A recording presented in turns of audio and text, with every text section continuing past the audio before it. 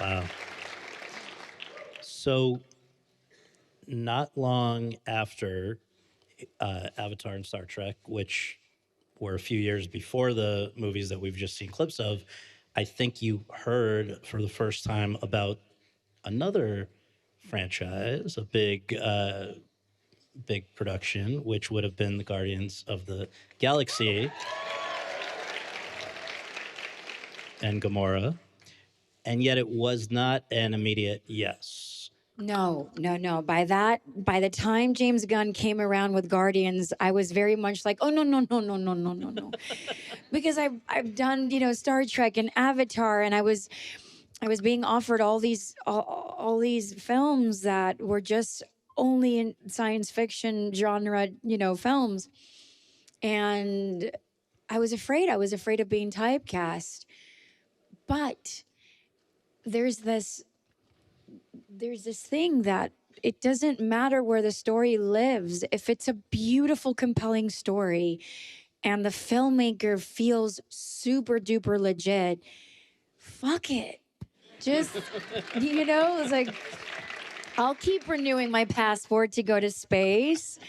Everything about that movie felt out of the ordinary, just felt very nuanced, and just like James Gunn is, he's just, he was the Scooby Doo guy when I met him, and I'm like, how is this director that does animation and kid films is gonna take on this movie, which is so raunchy, by the way, and funny, but it has so much heart. There was just something about it that I felt people were going to get whiplash from it.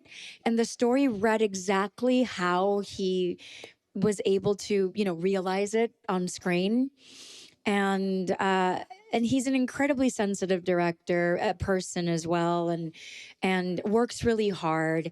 Has a very dark sense of humor, but he's very goofy and geeky. So it was, but I honestly believe that there is no Guardians of the Galaxy without James Gunn. Now, another thing that I think might have been appealing was that she was not the only female action star in this galaxy, right? It's a whole ensemble of colorful, literally characters. Can you just talk about also, though? You've spoken in the past about reasons why you might be at different, maybe less so today, I don't know, but at one time you've said there might be reasons why you were particularly drawn to the action genre rather than other types of movies.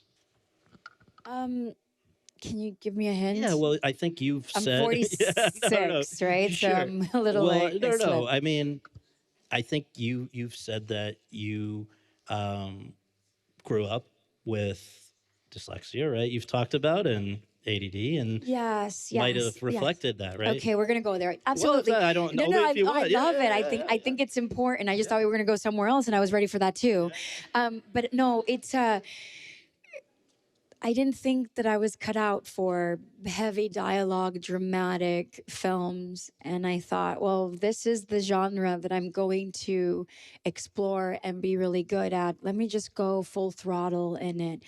But there were moments in which I wished that the characters that I was playing were able to share more about themselves, because I care so deeply and I build such an intense, fundamental backstory for every character that I make, whether it's just a two-scene character in a film like Out of the Furnace, or I'm playing Maggie in Infinitely Polar Bear, or I'm Gamora. Like, I do write pages. I buy notebooks, and I have a notebook for every character, and I journal. I don't journal that much for myself, but I make all my characters journal because I need to feel their history in me, on me, and but I find a way to manifest it physically if the lines aren't there for the character.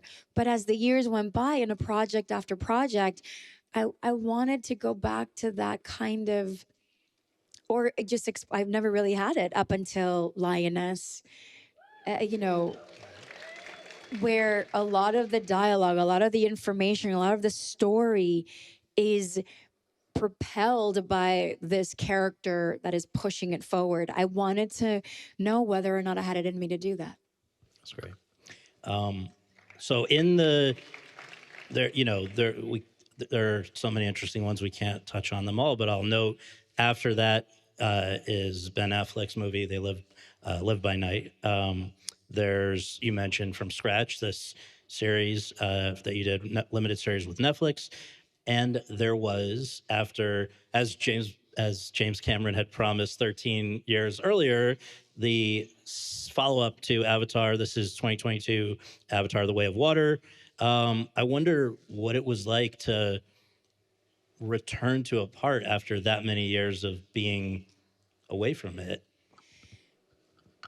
I think it was meant to be.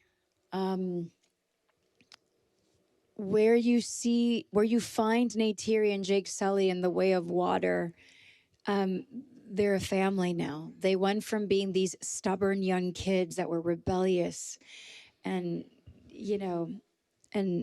trying to find themselves and find each other, to now this established family. And they're the Sullys now, and they mean everything to each other. I don't think that Sam and I would have been able to understand what Neytiri and Jake begin to embark on had it not been for the fact that 13 years was enough for Sam and I to recover from many things, to get married and start a family, and gather enough experience in life to be able to put that into Neytiri and Jake. And it gave way to a deeper experience for us, and a lot, and it gave us a lot more to feel, and a bigger, ¿cómo se dice? ¿Qué es lo que quiero decir? It gave us, thank you. We were able to connect with what Neytiri and Jake were going to prepare to go through.